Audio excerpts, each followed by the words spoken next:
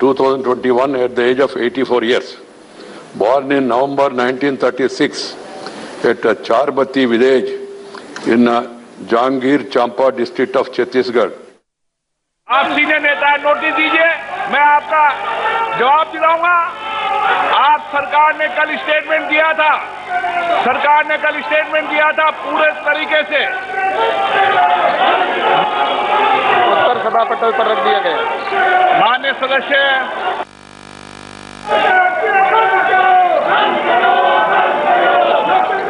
आधुनिक कृषि को आय की वृद्धि के हेतु एफपीओ का गठन करने की व्यवस्था रखी है।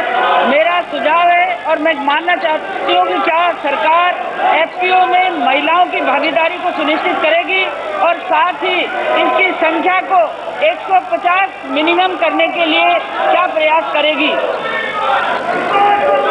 माननीय अध्यक्ष महोदय जी, जैसा कि माननीय सदस्य जी ने उसने पूछा कि एफपीओ के गठन के बारे में, जो एफपीओ का गठन किया जाता है उसमें पहले इसकी संख्या 1000 हुआ करती थी, लेकिन अब उसकी संख्या 300 कर दी है कम से कम उसके रजिस्ट्रेशन के लिए।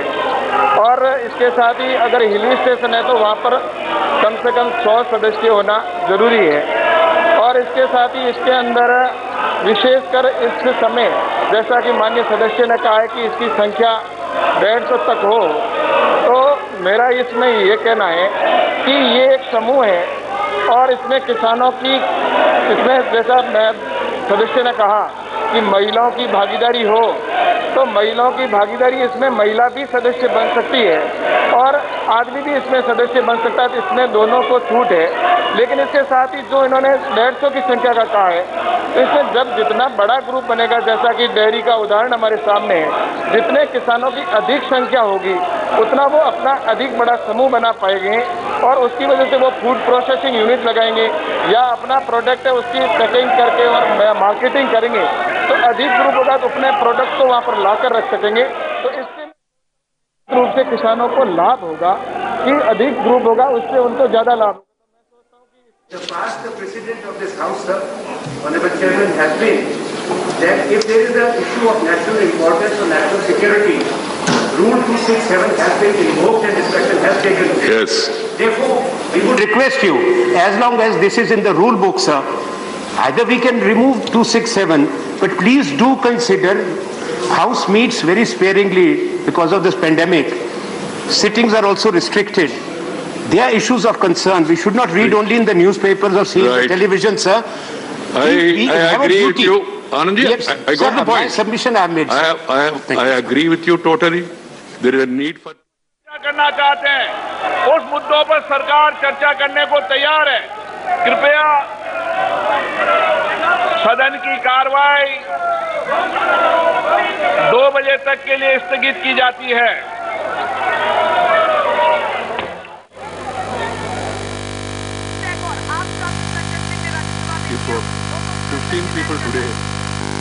और भारी हंगामे के चलते आपने देखा कि एक बार फिर से भी 11 बजे शुरुआत हुई थी और कार्यवाही को स्थगित करना पड़ा है, क्योंकि दोनों सदनों के लोकसभा स्पीकर लगातार विपक्ष से ये मांग कर रहे हैं कि लोकसभा की कार्यवाही 2 बजे तक के लिए स्थगित करनी पड़ी है। कल पहला दिन था, दूसरा दिन है मॉनसून सेशन का, लेकिन हंगामा विपक्ष की तरफ से लगातार जारी है। इस वक्त की बड़ी खबर, थोड़ी देर भी लोकसभा की कार्यवाही नहीं चल पाई और स्पीकर ने फिर फैसला ले लिया और स्थगित कर दिया कार्यवाही को 2 बजे तक के लिए। उसके बाद शुरू होगी फिर से कार्यवाही। संसद में दूसरे दिन भी हंगामा लगातार जारी है और कुमार गौरव हमारे साथ जुड़ गए हैं। कुमार गौरव, बैठक भी चल रही थी, शायद रणनीति बन रही होगी कि विपक्ष को कैसे शांत कराया जाए सदन में और कैसे उनके सवालों का सामना किया जाए, लेकिन माहौल तो एकदम अलग है। फिर से कार्यवाही को स्थगित करना पड़ा है, हंगामा लगातार जारी है, कोई बात काम नहीं आ रही है।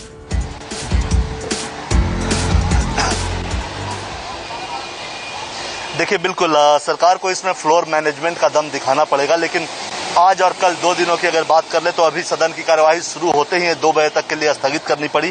देखिए, विपक्ष की एक 10 बजे बैठक हुई थी और उसमें यह तय किया गया था कि जासूसी कांड को दोनों सदनों में दमखम से उठाया जाएगा। जाहिर सी बात है, उसी लाइन पे, जिस लाइन पे विपक्ष ने तय किया था, उसी लाइन पे ये हुआ है।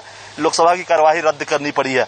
जहां तक रही फ्लोर मैनेजमेंट की बात, तो पीयूष गोयल और अब मुख्तार अब्बास नकवी उप नेता हैं और भी पार्टी में रणनीतिकार हैं बीजेपी के अंदर और सरकार के अंदर, उन लोगों की ये जिम्मेदारी, बहुत भारी जिम्मेदारी है इस सेशन में, कम से कम जिसमें 19 सीटिंग होनी है, एक सीटिंग हो गई, दूसरी सीटिंग आज है और 17 सीटिंग और बची है, यानी 17 दिन की बैठक और है और लगभग 30 के आसपास बिल पास करवाने हैं। तो बहुत बड़ी चुनौती है सरकार के सामने, क्योंकि कोरोना, महंगाई और अब ये नया जासूसी कांड, ये सरकार पे खासकर सदन के चलाने में बहुत भारी पड़ने वाला है और इसको लेकर कोई समझौता विपक्ष करने के मूड में नहीं है। इसलिए आप मानकर चलिए कि मानसून सत्र इसी की तरह धुल जाएगा और बहुत ज्यादा कुछ उपलब्धि सरकार को हाथ नहीं लगेगी।